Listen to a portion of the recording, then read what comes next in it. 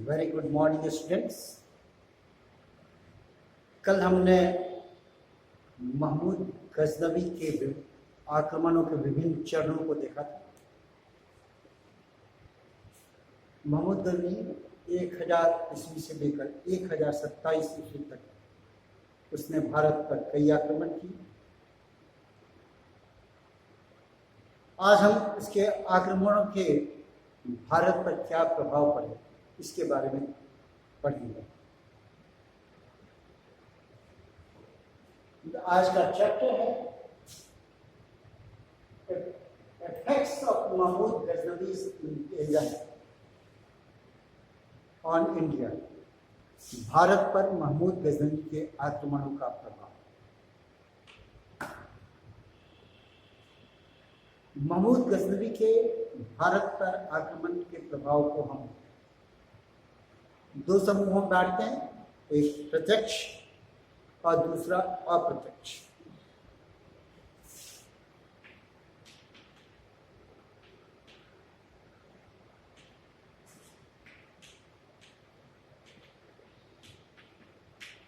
Direct effect and indirect effect. प्रत्यक्ष के बारे में पहले देखते हैं। महमूद गजनवी के भारत पर आक्रमण का उद्देश्य न तो साम्राज्य का निर्माण करना था और न उसने किया। उसने यहां पर अस्थायी राज्य का किसी भी प्रकार का इंतजाम नहीं किया। चूंकि महमूद गजनवी हर एक आक्रमण के पश्चात वापस गजनवी लौट जाता था और भारत से प्राप्त धन को वह अपने मध्य एशिया के आक्रमणों के लिए प्रयोग करता था। उसने भारत के राज्य को गजनी में मिलाने की कोई प्रयास नहीं किया, क्योंकि भारत में राज्य स्थापित करना ही नहीं चाहता।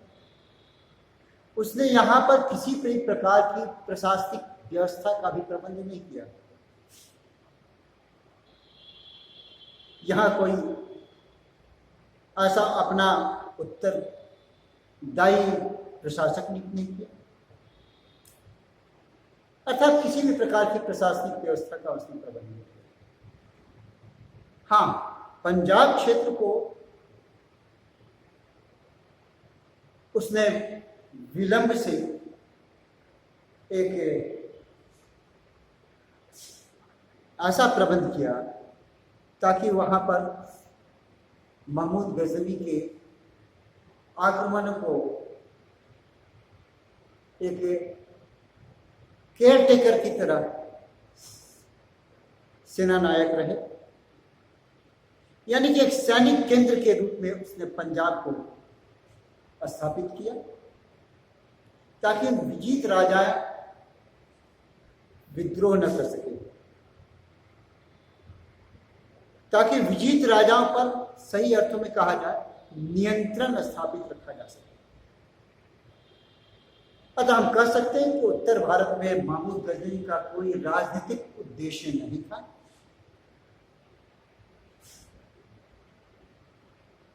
और उसके बाद भारत में कोई मौलिक परिवर्तन आया नहीं। उसके जाने के बाद भारत के राजवाड़े और राज्य पुनः उसी तरह हो गए जैसे पहले थे, अर्थात उनकी एकता फिर भी कायम नहीं हो सकी। वो खंड खंड में बटे ही रहे। उनकी आपस में प्रतिद्वंदिता वैसी की वैसी ही बनी रही। इन्होंने वाय आक्रमणकारियों के आने पर भी अपनी एकता को उन्होंने पुनर्जीवित नहीं किया। अप्रत्यक्ष रूप से कारणों का हम अध्ययन करते हैं तो पाते हैं कि निसंदेह रूप से कुछ समय के लिए उत्तर भारत की राजनीतिक स्थिति काफी प्रभावित हुई। सबसे बड़ा चीज जो उजागर हुआ वह था कि हिंदू कुश पर्वत, जहां पामीर का पठार है, जिसे संसार का छत कहा जाता है, roof of the world, Madhya Asia से आने वालों के लिए एक प्राकृतिक अवरोध, नेचुरल बैरियर। लेकिन जब महमूद गजनवी ने भारत पर आक्रमण किया तो यहां से पंजाब होते हुए गंगा के मैदान में आया, तो उसके बाद उसके लिए कोई भी प्राकृतिक अवरोध नहीं। और जब एक प्राकृतिक अवरोध हो गया तो पूरी गंगा घाटी उसके लिए खाली पड़ी थी। सिर्फ राजनीतिक रूप से, सैनिक दृष्टिकोण से रोका जा सकता था, और वो भारत में था ही नहीं। एकता थी, सभी राजा मिलकर के उसे रोक सकते। अतः आने वाले वर्षों में, जो 150 साल में बाद मोहम्मद गोरी ने आक्रमण किया, जब टर्किश इन्वेजन हुआ, तुर्कों की सत्ता की स्थापना के लिए एक मार्ग प्रशस्त हो गया कि सिंधु को पार करने के बाद भारत में कोई अवरोध नहीं है। उसने ये दिखला दिया कि भारत के राजे राजवाड़े अपनी उन्नति के लिए उतना नहीं सोचते हैं जितना कि अपने प्रतिद्वंदियों के अवनति के लिए सोचते हैं। और ये बहुत ही सुनहरा मौका था आने वाले आक्रमण का भी। तो प्राकृतिक अवरोध,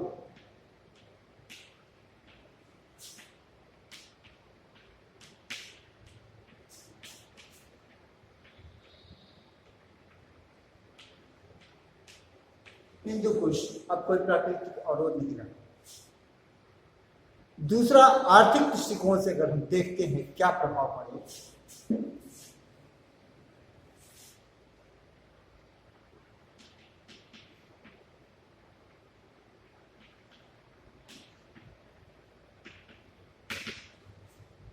तो हम पाते हैं कि महमूद गजनवी ने भारत से प्रचुर धन लूटा।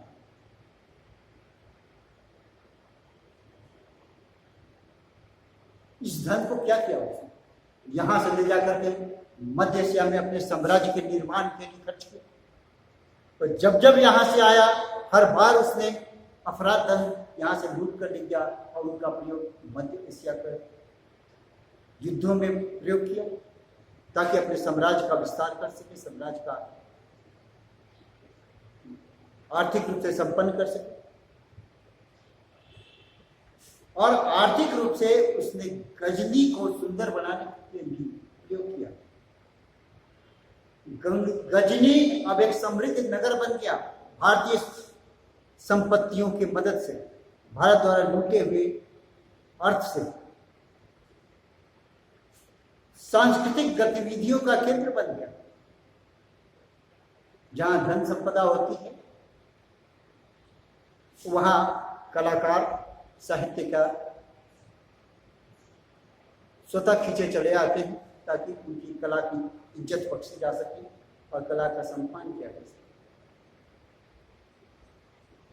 अब इन साहित्यकारों, कलाकारों और सुंदर भवनों के कारण गजनी की ख्याति, गजनी का नेम एंड फेम दूर दूर तक फैलने लगा।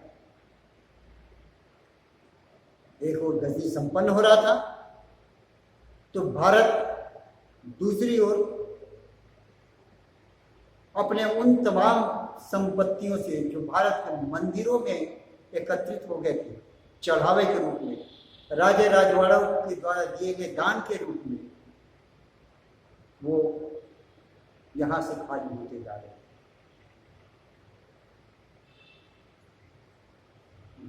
30 वर्षों के महमूद गजनवी के शासनकाल में आर्थिक रूप से नुकसान तो हुआ ही, भारत में राजनीतिक दृष्टिकोण से, सामाजिक दृष्टिकोण से अशांति का और अस्थिरता का माहौल बना रहा। हर बार आक्रमण होता था, एक आम जनता में भय बन गई थी कि आक्रमणकारी आ गए, लुटेरे आ गए, अत्याचारी आ गए। परंतु भारत ने महमूद गजनी के इस आक्रमणों से कोई सीख नहीं लिया। 150 साल के बाद जब मोहम्मद जो गोर प्रदेश का रहने वाला था, उसने आक्रमण किया तो खेत उसी तरह लहलहा रहे, मंदिरों में उसी तरह संपत्तियां इकट्ठी हो गई थी, चढ़ावे आने लगे थे, मंदिरों का पुनर्निर्माण कर दिया गया था। उन्होंने कोई सीख ही नहीं दी। अगला पॉइंट है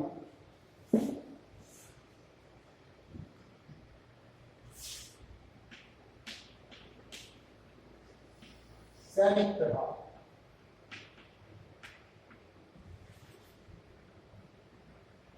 महमूद गजनी के आक्रमण के सैनिक प्रभाव महत्वपूर्ण माने गए,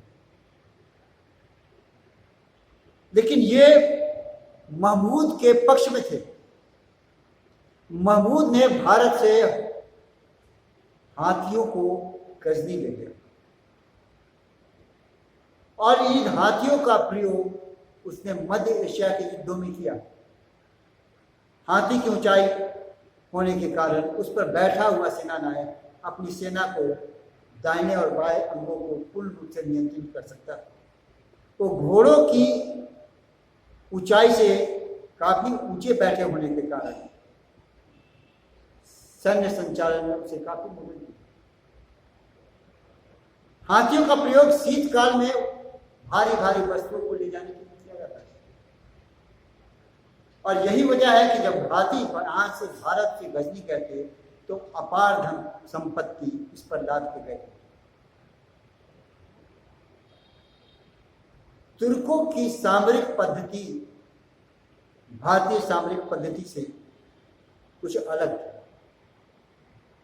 तेज अरबी घोड़े इनके पास थे, लेकिन भारतीयों ने तुर्कों की किसी भी सामरिक पद्धति को अपनाने की कोशिश नहीं की। उनकी युद्ध कौशल को अपनाने की कोशिश नहीं की कि अगला कोई आक्रमणकारी आए तो उनसे सीखकर उस आक्रमणकारियों का सामना किया जा सके। सांस्कृतिक प्रभाव।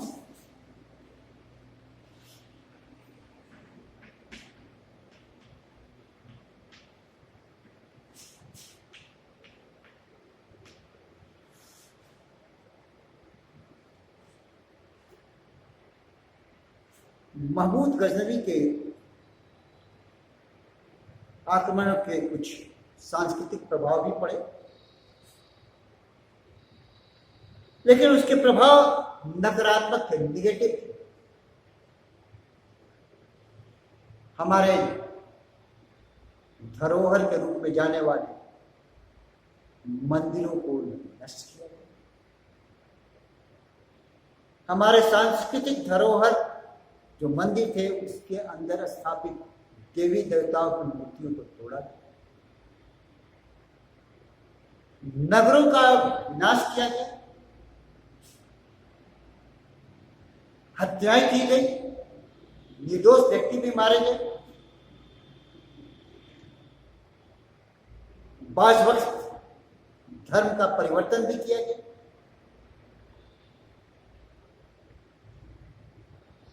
परंतु इससे न तो हिंदू धर्म नष्ट हो और न भारत में उस वक्त इस्लाम की स्थापना हो सकी।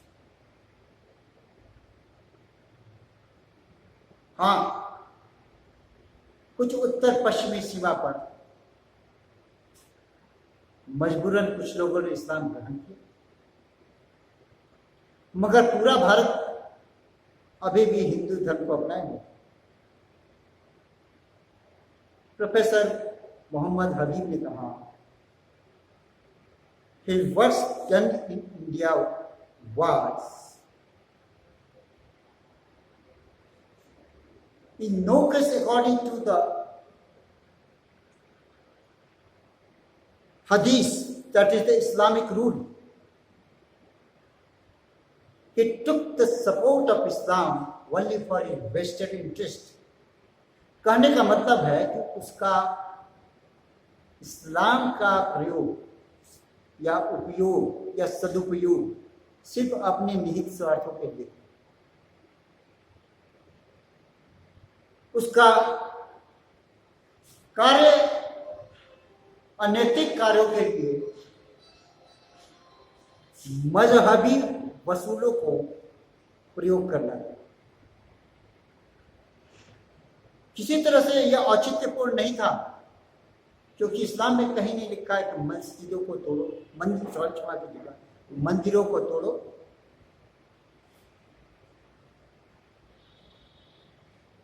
जबरदस्ती किसी को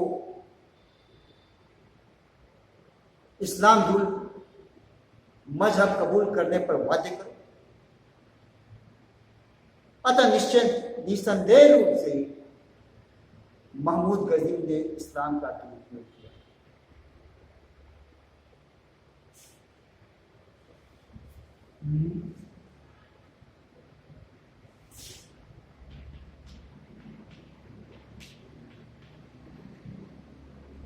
अल बरूनी के नामक एक विद्वान,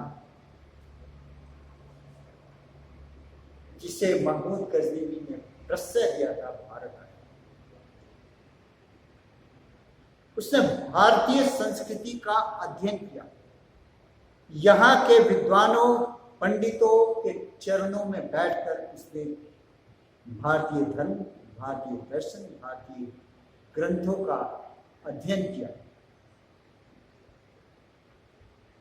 और इन तमाम ज्ञान को अर्जन करने के पश्चात, जन सामान्य से वार्तालाप करने के पश्चात, उसने भारत को बहुत नजदीक से जाना, उसने भारत को बहुत नजदीक से देखा और ये अपने तमाम ज्ञान को उसने एक पुस्तक जिसका नाम है तहकीकात ए हिंद,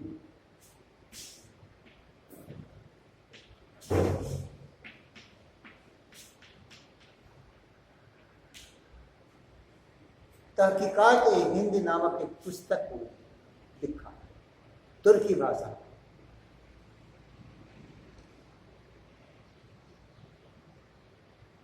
और बाद में इसका फारसी ट्रांसलेशन किया गया, जिसका नाम था किताब ए हिंद। यह पुस्तकें न सिर्फ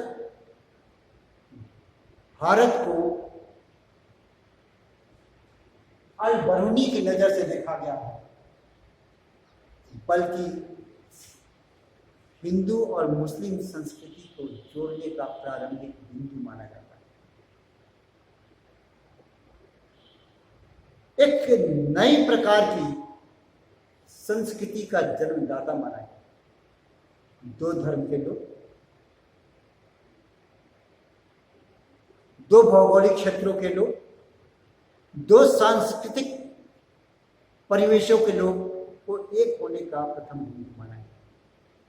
और इसमें योगदान एक और वर्ग ने किया, जिसे हम सूफी संत कहते हैं।